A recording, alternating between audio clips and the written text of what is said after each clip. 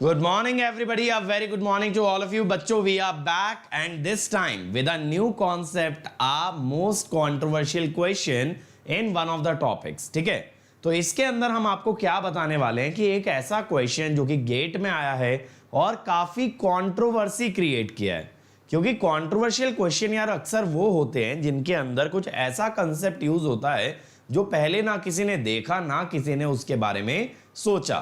तो वही चीज हम आपके लिए लेकर के आए ताकि आपकी कंसेप्चुअल अंडरस्टैंडिंग और बेटर कर पाए, आपको एक और बेटर इंसाइट दे पाए कि इस तरह के क्वेश्चन को कैसे टैकल किया जाना है। क्योंकि अक्सर ऐसे क्वेश्चन क्या होते हैं, आपको बहुत वाइड वैरायटी ऑफ कॉन्सेप्ट समझा जाते हैं, तो ऐसे क्वेश्चंस को रिस्पेक्ट करना बहुत जरूरी है जो कि एक क्वेश्चन कंप्लीट कॉन्सेप्ट को कवर कर दे, एक्सप्लेन कर दे। तो ऐसा ही एक क्वेश्चन ड्रूप कैरेक्टरिस्टिक के बारे में मैं आज आपके लिए लेके आया हूं। So let me start by introducing myself. My name is Ankit Goyal. I got AIR1 twice in GATE in 2014 and 2018. I was awarded President of India Gold Medal in the year 2013 when I graduated from IIT Indore. Till date, I have trained more than 1 lakh students in the online and the offline classes and presently working as a director at an academy for GATE department. अब ये तो बातें हुई भाई मेरे बारे में, but what matters the most is कि all these initiatives are just and only because of Unacademy, because Unacademy is not an organization, it is a mission, it is a revolution to empower each and every student of this country to get free and quality education at the most affordable prices. ठीक है, free education भी provide करते हैं और जो हम लोग paid products run करते हैं, पेड कोर्सेज रन करते हैं, they are at the most affordable prices. तो बेटा आज की डेट में गांव-गांव में बैठा बच्चा एक सपना देख सकता है पीएसयू में जाने का, आईआईटी में जाने का, भले ही उसके पास रिसोर्सेज ना हो, क्योंकि उसे पता है उसके साथ खड़ा है अनअकैडमी और अनअकैडमी के टॉप एजुकेटर्स। तो यार देखो, हमारे फ्री इनिशिएटिव ना सिर्फ यूट्यूब तक रिस्ट्रिक्टेड नहीं होते हैं, they are also available on the Unacademy learning app. तो आप अनअकैडमी ऐप इंस्टॉल करो और कोई भी फ्री इनिशिएटिव पे क्लिक करके आप उसे अनलॉक कर सकते हो simply by using the code Ankit ESE। ये कोड लगाओ, कोई भी फ्री इनिशिएटिव अनलॉक करो and then you can enjoy the free content. Okay, और देखो यार, मेरी सारी फ्री क्लासेस जो अनअकैडमी पे हुई हैं वो इस लिंक पे अवेलेबल है tinyurl.com/ankit ESE। अगर आपको ये देखना आगे कौन सी क्लासेस लगेंगी तो अपकमिंग में जाना, और कौन सी पहले लग चुकी हैं वो आपको अलग अलग फोल्डर्स के अंदर मिल जाने वाली है। चलिए इसी बात पे करते हैं शुरुआत यार। तो देखो, क्वेश्चन कुछ ऐसा पूछा गया था, an isolated 50 hertz synchronous generator is rated eight 15 megawatt which is also the maximum continuous power limit of its prime mover. It is equipped with a speed governor with 5% droop. Initially, generator is feeding loads of 4 megawatt each at 50 hertz. One of these loads is programmed to trip permanently if frequency falls below 48 hertz. If an additional load of 3.5 megawatt is connected, then the frequency will settle down to। ठीक है, तो question को ध्यान से समझो यार। Generator के अंदर एक प्राइम मूवर लगा है जिसकी मैक्सिमम पावर लिमिट है 15 मेगावाट। इसका गवर्नर जो है, स्पीड गवर्नर, जो इसकी स्पीड और फ्रीक्वेंसी कंट्रोल करता है, उसका ड्रूप है 5%। ये 3 लोड सप्लाई करता है 4-4 मेगावाट के, यानी टोटल 12 मेगावाट एट 50 हर्ट्ज।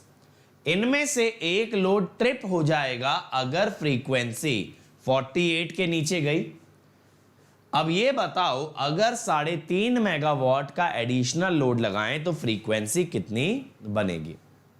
अब मेरी बात को समझना, हम ये कहते हैं कि भाई इनिशियल लोड इज 12 मेगावाट। अब भाई इसमें 3.5 मेगावाट अगर जोड़ दिया गया है तो न्यू लोड क्या होगा? 15.5 मेगावाट। अब इसमें देखो, बहुत सारे इंस्टीट्यूट्स, बहुत सारे टीचर्स आपको क्या बोलेंगे कि 12 मेगावाट पे फ्रीक्वेंसी दे रखी है 50 हर्ट्ज। तो बेटा आप 15.5 पे निकाल लो। 15.5 पे अगर ये 48 से नीचे आई तो आप एक लोड को ट्रिप कर देंगे और 48 के अगर ऊपर आई तो वही विल बी और that will be your final answer. देखो क्वेश्चन कुछ इस टाइप से है यहां पे। अगर हम ड्रूप कैरेक्टरिस्टिक प्लॉट करें ना मेरे भाई, ये फ्रीक्वेंसी है, ये पावर है, ठीक। अब ये ड्रूप कैरेक्टरिस्टिक होती है, इसमें आपको ना ये बता रखा है कि 12 मेगावाट पे ये फ्रीक्वेंसी है 50, ठीक है। इसकी फुल लोड बताई है 15। अब आपका जो लोड आ रहा है यार वो कितना हो जा रहा है 15.5, यानी यहां कहीं। अगर अब आप इस फ्रीक्वेंसी को निकालने का ट्राई करोगे तो देन लोग क्या बोलेंगे, अगर ये 48 के ऊपर आई तो ठीक है, नहीं आई तो आप एक लोड को ट्रिप कर दोगे और ये पता लगा लोगे कि फिर कितनी फ्रीक्वेंसी आती है। देखो, अगर इफ वन लोड ट्रिप्स, कितने का है एक लोड, 4 मेगावाट का। अगर एक लोड ट्रिप हो जाता है तो लोड कितना हो जाएगा 11.5 मेगावाट, कितना हो जाएगा 11.5 मेगावाट, ठीक है। तो अब हमें क्या चेक करना है कि 15.5 पे कितनी फ्रीक्वेंसी है, वेदर इट इज अबव 48 और बिलो 48।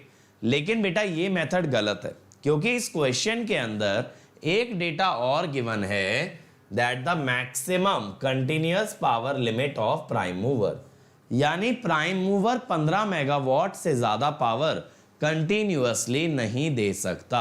अब आपका लोड तो 15 से ज्यादा है। अब यहां कॉन्सेप्ट अपना आ जाता है स्विंग इक्वेशन का। कैसे, देखना, h by pi F del square delta by del T square P S minus PE. हमें ये बोला है पी एस की मैक्सिमम वैल्यू, यानी शाफ्ट पे जो मैक्सिमम वैल्यू है दैट इज 15, और बेटा जो इलेक्ट्रिकल पावर है इस समय पे वो है 15.5 मेगावाट। यानी हर हालत में ये P S minus P E negative ही आने वाला है। अगर मेरे बच्चों ये P S minus P E negative ही आने वाला है तो that means del square delta by del T square is negative, which means rotor decelerates, rotor decelerates. अगर बेटा रोटर डी एक्सेलरेट करेगा तब क्या होगा, स्पीड घटेगी। स्पीड घटेगी तो स्पीड के प्रोपोर्शनल फ्रीक्वेंसी होती है, फ्रीक्वेंसी भी घटेगी।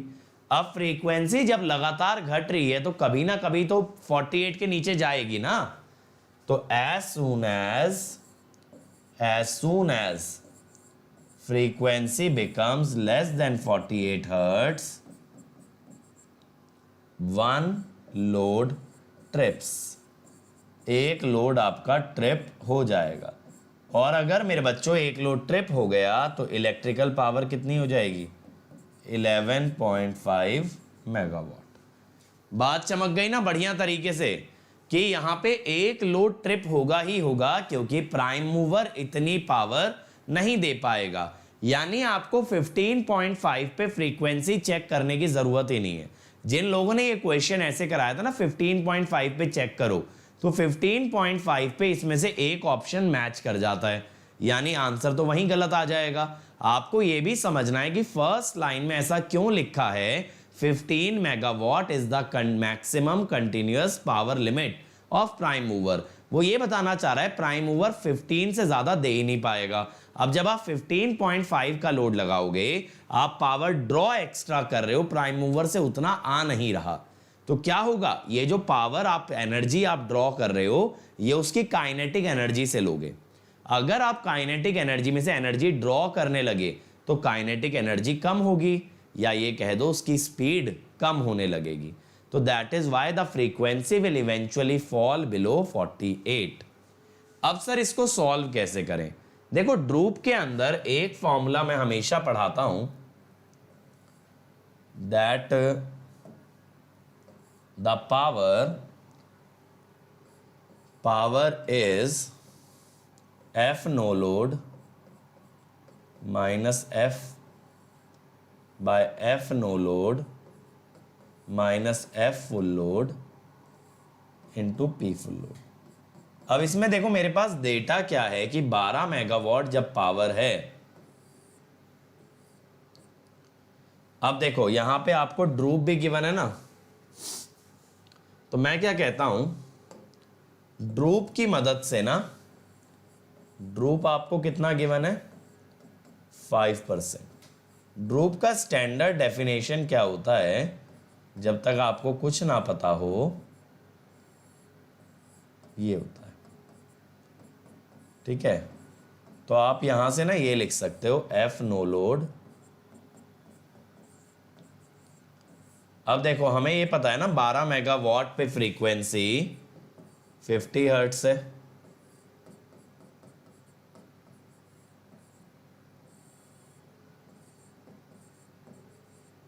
तो देखो इस इक्वेशन से एफ फुल लोड आ जाएगा, पी फुल लोड 15 है ना।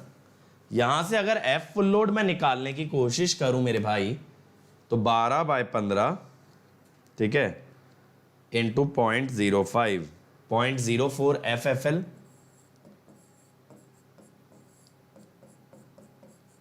ठीक है, is equal to 1.05 FFL minus 50।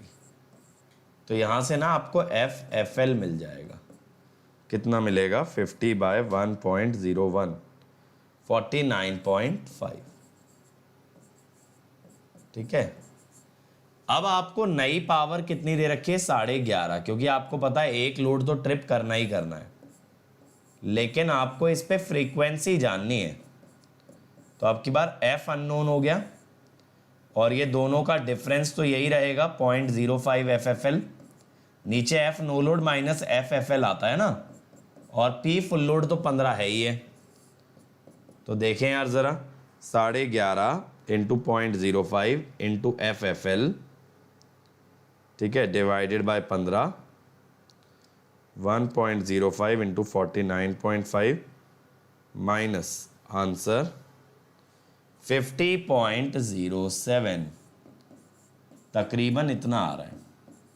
और पता है आप वैसे भी अंदाजा लगा सकते थे, क्योंकि 12 मेगावाट पे 50 है, तो 11.5 पे 50 के जस्ट ऊपर होगी। अब देखना जरा कौन सा है 50.07, ये वाला ऑप्शन बैठ जाएगा क्लोजेस्ट, सी, ठीक है, 50.08 वाला। तो यहां पे आंसर आएगा 50.083, क्योंकि 12 पे अगर 50 हर्ट्ज है तो 11.5 पे 50 से जस्ट अबव होगी 50.08। तो ये कंट्रोवर्शियल क्वेश्चन क्यों था, गेट वालों ने इसके अंदर बहुत दिमाग लगा के बनाया, लेकिन लोगों ने इसकी फर्स्ट लाइन को सीधे सीधे इग्नोर कर दिया और सॉल्व कर डाला। अगर ऐसा करोगे मेरे भाई, तो गेट के क्वेश्चन में जो लाइंस मेंशन्ड होती हैं, जो स्टेटमेंट मेंशन्ड होते हैं, उनका कुछ ना कुछ सिग्निफिकेंस होता है, कुछ मीनिंग होता है, तो you can't just ignore them. इसलिए ये बात का बहुत अच्छे से ध्यान देंगे कि we have to take care about each and every statement mentioned in the question. चलो, तो आई होप कि आपको यहां से काफी अच्छा एक आइडिया मिला हो कि ड्रूप के क्वेश्चन को कैसे अटेम्प्ट करना है, कैसे यहां स्विंग इक्वेशन और ड्रूप को कोरिलेट कर दिया गया है, and you are benefited by this problem, ठीक है। तो लाते रहेंगे बच्चों। अगर देखो आपको मजा आया ना इस क्वेश्चन वाले सेशन में, मोस्ट कंट्रोवर्शियल क्वेश्चन में, तो आप कमेंट में जरूर बताना, ताकि हम आपके लिए ऐसे और सेशंस लेके आएं, ताकि आपको और अच्छे से गाइड कर पाएं कि कैसे इस टाइप के क्वेश्चंस को टैकल करना है, और गेट ने आज तक की हिस्ट्री में ऐसे कौन से क्वेश्चन पूछे हैं जिस पे हमें एक बार क्रिटिकल थिंकिंग देने की जरूरत है। तो ऐसे क्वेश्चन आप जरूर लेके आइए, हम लोग आपके लिए लाते रहेंगे, लेकिन आपको कमेंट में जरूर बताना पड़ेगा कि आपको ये सेशन कैसा लगा। सी यू ऑल, थैंक यू। तो देखो बच्चों, मैं आपको लास्ट में एक चीज और बता दूं, अगर आप अनअकैडमी प्लस पे आते तो आपको मिलते हैं इंडिया के सभी टॉप एजुकेटर्स के लाइव क्लास, कॉम्प्रिहेंसिव के साथ साथ क्रैश कोर्स, और ना सिर्फ इतना, कंटेंट के नाम पे प्रोवाइडेड होगा daily assignment, weekly quiz, test series, question bank, और कहीं अगर कोई डाउट रह गया, you will get the doubt solving session. इसके अलावा एक सब्सक्रिप्शन में सारी ब्रांचेस और सारे बैचेस ओपन होते हैं, 1 year, 2 year, 3 year, foundation, placement, interview, PSU, AE semester. कोई क्लास मिस हो जाए, you can always watch it recorded. और इससे भी अगर एक कदम आगे जाना है, तो ये सारे बेनिफिट्स के साथ साथ एक्स्ट्रा बेनिफिट आपको मिलते हैं आइकॉनिक में, जहां एक पर्सनल कोच मिलेगा जो कि खुद गेट और ईएससी रैंकर होगा, आपका पूरा टाइम टेबल स्टडी प्लानर बनवाएगा, टीचर्स आपके साथ करेंगे स्टडी बूस्टर सेशन, टेस्ट का मिलेगा सेपरेट एनालिसिस, और ना सिर्फ इतना, एक डेडिकेटेड टीम जो क्लियर कर देगी सारे के सारे डाउट। अगर आपको इनमें से कोई भी प्लान अच्छा लगता है तो अनअकैडमी ऐप पे तुरंत गेट सब्सक्रिप्शन कीजिए, ठीक है, और वहां आप कोड लगा सकते हो अंकित ईएससी, जिससे आपको फ्री प्लान भी एक्सेस करने मिलेगा, प्लस और आइकॉनिक में पेमेंट करते टाइम आपको मिल जाएगा 10% का डिस्काउंट। तो make sure that you use the code Ankit ESC. इसके अलावा यार नया बैच स्टार्ट कर रहे हैं 17 मार्च यानी वेंसडे से, और इसमें मैं लेके आ रहा हूं आप लोगों के लिए एनालॉग इलेक्ट्रॉनिक्स सुबह 7 बजे से 9 बजे तक। तो अगर एनालॉग मेरे साथ पढ़ना है, देखना है कैसे नेटवर्क अप्लाई होता है एनालॉग में, तो जल्दी से जल्दी आ जाओ। कोड आप लोग जानते हो अंकित ईएससी, ठीक है।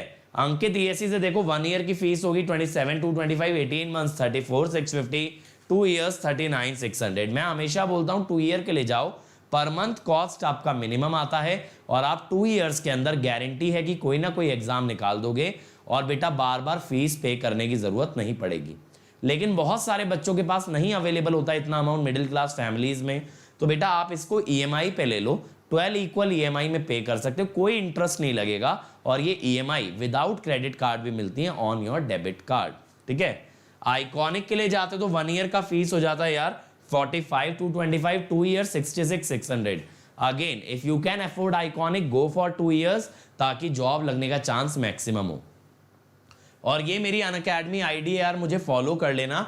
आपको अगर मुझसे कभी कोई बात करनी है तो you can always send me messages here, ठीक है। और ये है मेरा टेलीग्राम चैनल, जहां आपको मेरे नए इनिशिएटिव्स के बारे में, मेरी टीम के नए इनिशिएटिव्स के बारे में लगातार इन्फो मिलती है, और यहाँ पे पढ़ाए हुए लेक्चर के आपको नोट्स भी दिए जाते हैं। So thank you everybody. So I hope you enjoyed this session, ठीक है, I hope you enjoyed this session, और इस तरह के और सेशन लाते रहेंगे। अपना फीडबैक कमेंट्स में जरूर दीजिएगा। Thank you.